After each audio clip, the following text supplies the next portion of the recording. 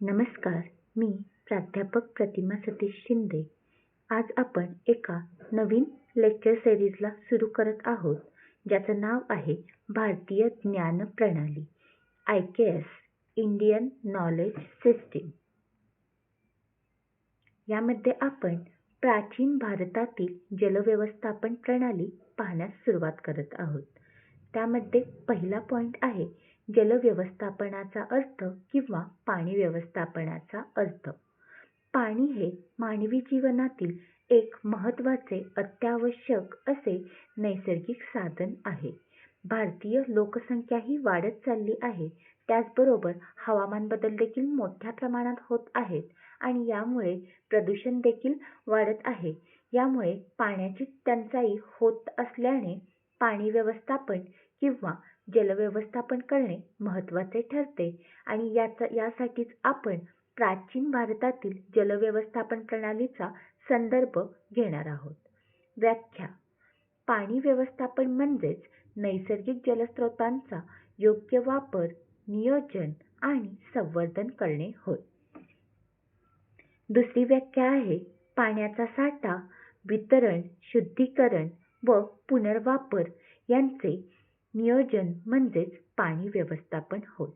तिसरी व्याख्या आहे पाण्याच्या विविध वापरांमध्ये संतुलन म्हणजेच पाणी व्यवस्थापन होय.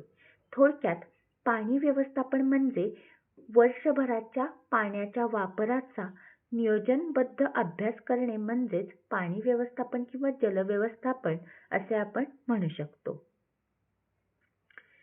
जलव्यवस्थापनाचा अर्थ 4 मुद्द्यांमध्ये आपण बघू शकतो. 1. जलस्रोतांचे संरक्षण. आता जलस्रोत म्हणजे जेथून आपल्याला पाणी मिळते ते स्रोत होय. उदाहरणार्थ नद्या, तलाव, विहिरी, भूकंपजल म्हणजेच भूगर्भजल यांमधून आपल्याला जल मिळते, पाणी मिळते. या जलस्रोतांचे संरक्षण करणे म्हणजेच जलव्यवस्थापन आपण म्हणू शकतो. त्याचबरोबर पाण्याची साठवणूक व पुनर्वापर. पावसाचं जे पाणी आपल्याला मिळतं त्याचं आपण साठवण करून त्याचा वर्षभर पुनर्वापर केला पाहिजे. याचा अर्थ देखील जलव्यवस्थापन करणे असा होतो. पुरवठा व वितरण. पाण्याचा पुरवठा हा योग्य प्रकारे केला पाहिजे. ज्या भागात पाण्याची कमतरता आढळते अशा भागात, ज्या भागात जास्त पाणी आहे अशा लोकांनी त्या गरजूंना पाणी पुरवठा केला पाहिजे. पाणीपत तंत्रज्ञान यालाच पाणी बचत तंत्रज्ञान असे देखील म्हटले जाते. यामध्ये ठिबक सिंचन, फवारणी सिंचन यांचा वापर केला जातो.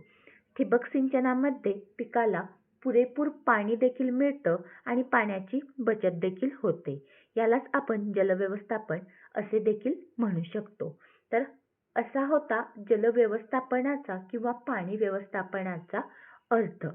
Thank you so much.